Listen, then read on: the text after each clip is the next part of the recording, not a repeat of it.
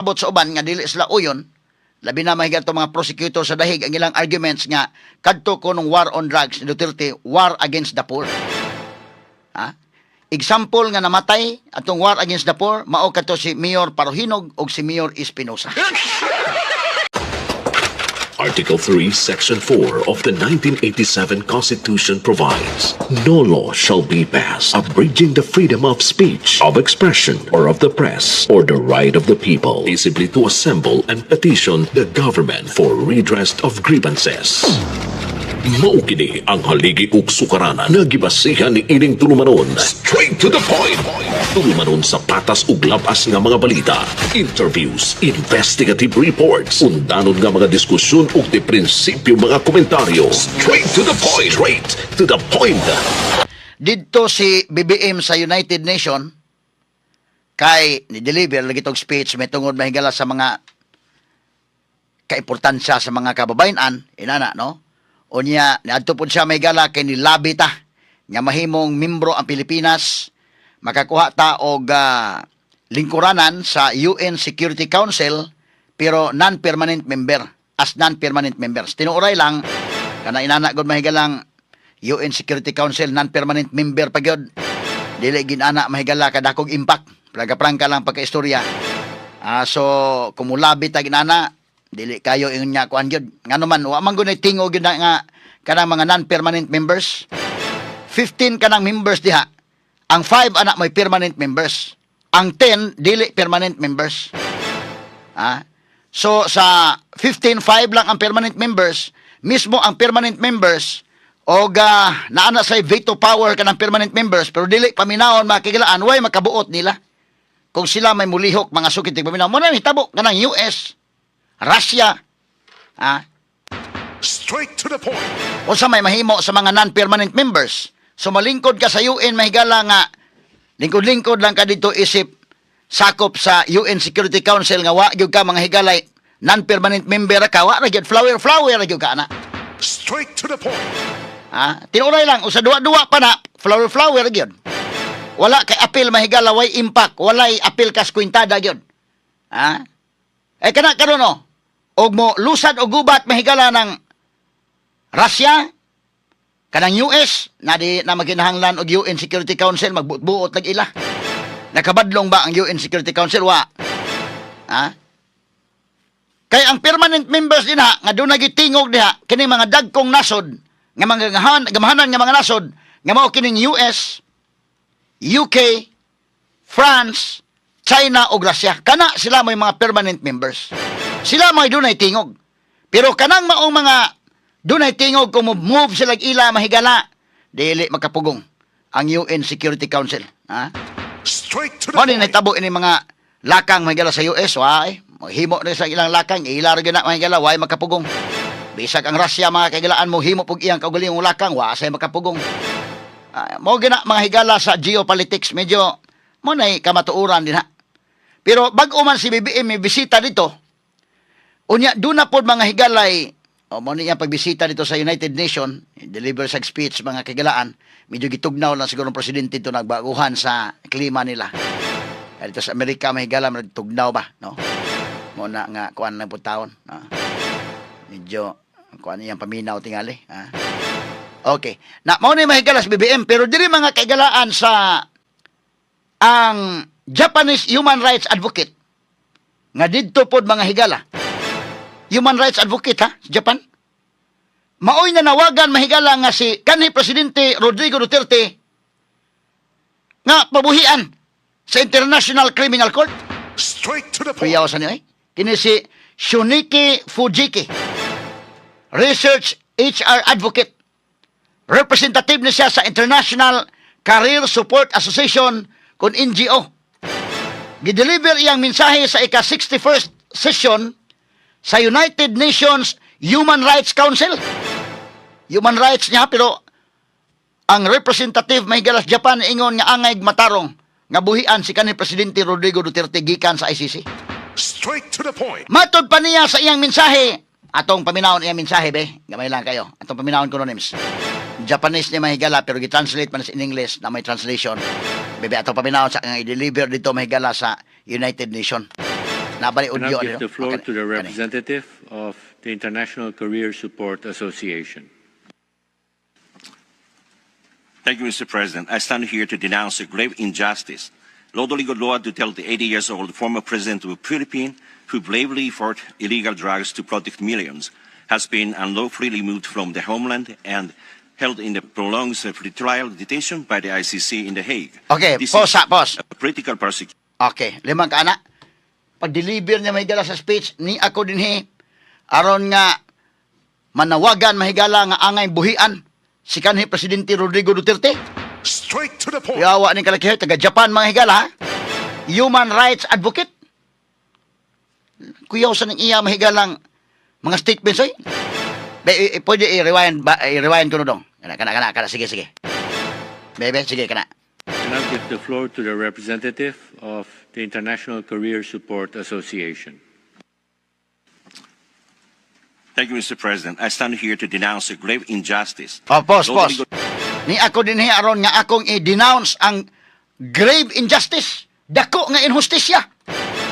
Magkana, dako nga injustisya. Okay, sige, padayon dong. Lodoli Godloa Duterte, 80 years old, former president of the Philippines, who bravely fought illegal drugs to protect millions. Pause. Dakong injustisya ngadto sa ni Rodrigo Roa Duterte, 80 anyos na, kanhi presidente sa Pilipinas, nga nakigbatok mahigala sa drugas pagprotehir sa iyang katawhan. Mo na yung gisulti mga sukitig paminaw, ato ipadayon names. Who bravely fought illegal drugs to protect millions. Nga maisugon, nga nakig-away, batok sa illegal nga drugas sa pagprotehir sa Straight to the point. iyaw ning tawhan na mahigala, ha? Mga observers ni sa Japan, ha? Nga ni ako kay akong i-denounce ang usa ka dakong injustisya nga gihimo ngadto sa kanhi presidente sa Pilipinas nga si Rodrigo Roa Duterte, 80 anyos na. Ha? Nga maisugon nga nakigbatok sa illegal nga drugas aron pag-protect sa minilyon. Straight to the point. Liman ka anak may gala. Kuan pa taga Japan pa nakasulti anak mga sukintig paminaw hinoon. Although ang mga tao may gala sa Pilipinas, kadto mga kagalaan mga dumadapig ni kanhi presidente Rodrigo Duterte nakasulti sa sila anak, pero kini mga kagalaan dito sa international kuan dito sa UN mga sukintig paminaw porbida lahi sa ning epekto, ha. Uyaw sa niyang gi-deliver mahigala nga speech. Sige atong paminaw tiwas dong. Millions has been unlawfully removed from the homeland and held in the prolonged pretrial detention by the ICC in The Hague. This is a critical persecution and not justice. Okay, pause. So kanya gi dakop mga higala unya do na mga higala prolong pre-trial detention dito sa ICC. Matud pa niya mga higala. Kini usa ka political persecution o dili kini hustisya. Straight to the point. Matud pa mga higala ni Shuniki Fujiki. Mao ni mga higala ang Japanese representative human rights, ha? Human rights advocate, mga sukit di paminaw, kuyawa aning kalakiha, eh. Nilngig ka ining iyang iya mahigalang gideliver nga speech ito, ha? Ni ako aron mo denounce, mo kundinar, oy. Mo kundinar sa gibuhat mahigala sa presidente sa Pilipinas, kanhi presidente sa Pilipinas nga si kanhi Presidente Rodrigo Duterte, 80 anyos na. Gidala mahigala sa dahig. Mo ni, oh. Prolonged pretrial detention by the ICC in The Hague. Taas ko no nga pretrial nga pag dakop mga kagilaan, pag detiner sa ICC dito sa The Hague. Ato tiwas yung paminaw dong. A critical persecution and not justice. The current administration extradited him without due process, bypassing Philippine courts and kasabot sa mahigala. Kini kasabot ang Japanese mahigala nga ang karon nga administrasyon pada sa mahigala ngadto sa gidakop siya gipada sa dahig nga why due process. Matud pa ini maong Japanese mahigala nga kwan human rights advocate atong padayon ang pagpaminaw. him without due process, bypassing Philippine courts and violating national sovereignty. He was extradited without any due process. Incidentally, since March 11, 2025, exactly 1 year ago today, this elderly leader has endured detention, separated from family and serious health issues.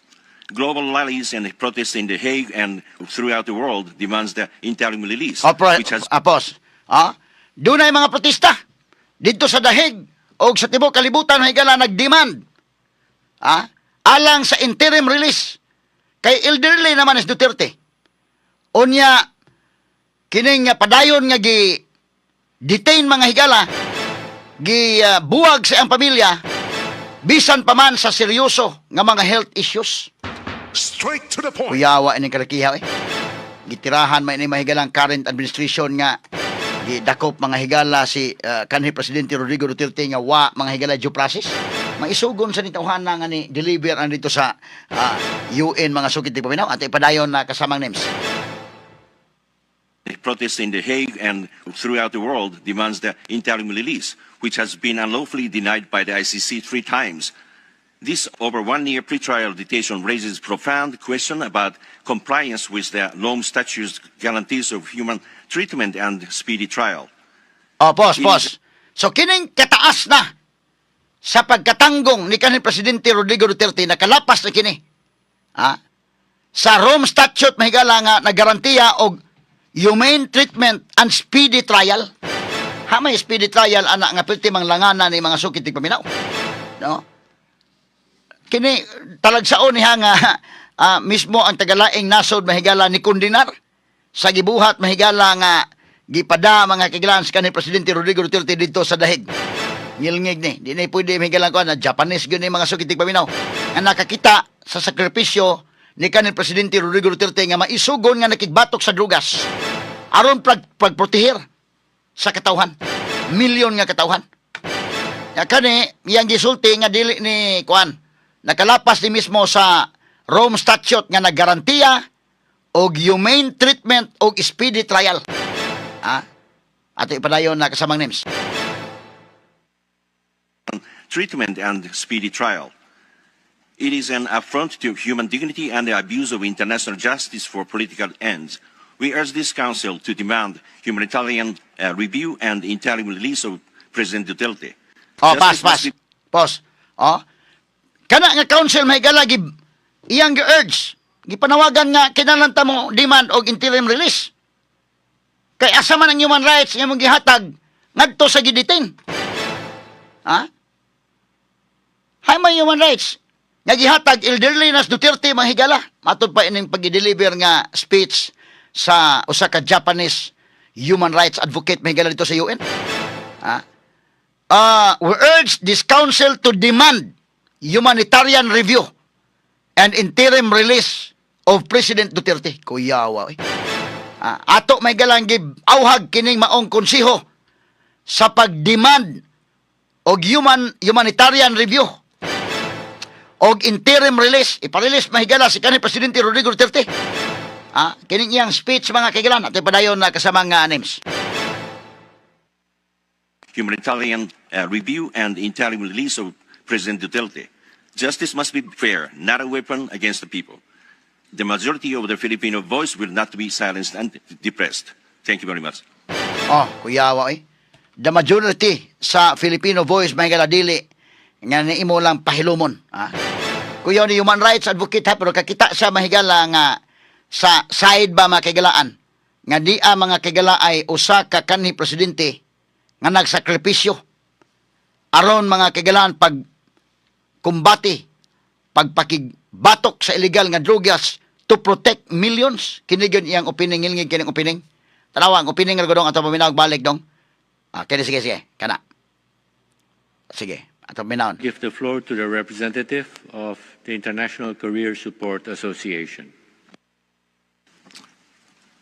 Thank you, Mr. President. I stand here to denounce a grave injustice. Rodrigo Duterte, 80 years old, former president of the Philippines. Okay. Ni ako karon mahigala aron pagkondinar. Ni ako aron pagkondinar ni ining grabe nga inhustisya. Matud pa niya. Ni Presidente Rodrigo Roa Duterte, 80 anyos na, kanhi Presidente Pilipinas. Prosidong. Loa Duterte, 80 years old, former president of the Philippines, who bravely fought illegal drugs to protect millions. Okay, pause. Magano? Who bravely fought illegal drugs to protect millions. Straight to the point. Mana akong giingon nga kana na ang kini magud mahigalang pag-fight sa illegal drugs. Ang uban mga higala ang ilang pagsabot nga kontra ginas Duterte kay ngano do na kunoy mga nangamatay mo ni mauna. Kadto mahigalang instruction ko Duterte sa mga pulis nga dakpon ang mga kinini ang gubon ang infrastructure sa drugs. Dakpon ni mga drug lords. I-rehab ni mahigalang mga tigamitan o drugas. In fact, daghan man gyud ang nadakpan. Mas daghan man ang nangadakpan mo to nga gipresent ni Attorney Nicholas Kaufman nga dili man na patay-patay kay tan-aw nimo mas daghan man gyud mga nangadakpan o man na pamatya. Ipakita niya sa pay ba? Dako nga porsyento nangadakpan man na. Nya dunay mga na-rehab. Sa administration may galan ni kanhi Presidente Rodrigo Duterte. So kining Japanese human rights advocate nagtan-aw niya. Why nagdiktaan kay Japanese man Nagtan-aw mahigala nga sa sitwasyon naka-appreciate sila sa gihimo mahigala ni kanhi Presidente Rodrigo Duterte. Straight to the point. Pagpakigbatok, maisugon nga pagpakigbatok sa illegal nga drugas to protect millions. Straight to the point. Who bravely fought illegal drugs to protect millions. Maisugon nga nakig-away, nakigbatok sa illegal nga drugas aron pag-proteher sa minilyon nga katawhan. Na diha na magkalain ang pagsabot sa tao kay do na mahigalay miingon nga gyud di sa uyon sa gibuhat ni Duterte daghan may uyon. Ang ila mga higalang pasabot sa uban nga dili sila uyon labi na mahigal to mga prosecutor sa dahig ang ilang arguments nga kadto ko nung war on drugs ni Duterte war against the poor. Example nga namatay atong war against the poor mao kadto si Mayor Parohinog ug si Mayor Espinosa. Mo nang manawagan sila justice para ni Mayor Parohinog ug ni Mayor Espinosa. So ang mga taong Pilipinohon nga nakahibaw gyud sa aktual nakaila makapangyamid mga suking tigpaminaw anang maong argument. Kay mayon kag kontra mahigala batok sa mga kabos ang mga nakarelate mga kagilaan mo na kung giingon magkalain ang opinion nato kay naamay nakarelate na iwa. Ang kadto mga kabos ang masa nakarelate ang kadto mahigalang magsigig tagaw-taw nga tuan nagpuyo sa mga high-end subdivision wa to karelate ang ila tagaw-taw lang. Sama ra na mahigala sa nakagubot dito sa Mindanao ato pag-arte sa Mauti Group. Deklarar mahigala dito og martial law sa Mindanao. Pag deklarar martial law sa Mindanao, ang katong mga taga Mindanao lipay. Pero ang taga Manila nga dili sila mo naka-experience mo nagsigig bagulbol nga nganong sigig martial law ngano man na. So mao ni mga higala. Kanang war against drugs para nila war against the poor. Ang example nga mga poor, si Parohinog, Mayor Parohinog, o si Mayor Espinosa. Na, mao na'y problema diha. Kaya kung war against the poor para kini, why support si Duterte batok sa mga kabos?